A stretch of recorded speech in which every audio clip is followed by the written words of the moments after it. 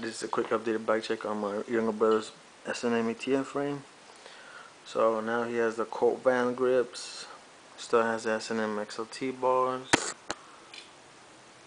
brand new S&M Redneck XLT stem, United headset, carbon fiber spacer with the animal forks. Yep. Colt tire, which he's had for a while now. Cinema wheels, female front hub right here. Yep. Animal plastic sleeve, butcher peg. S&M ATF frame, of course. Fiend seat, real cool. Had it for a while. Stolen thermalite post, integrated C clamp. Shadow nostril pedals with the animal akimbo cranks. Yeah.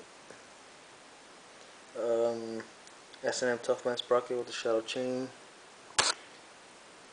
Animal bottom bracket. Another Colt tire, which he's had for a little while now. And cinema rear wheel. Cool. And animal peg in the back. And I think that's it.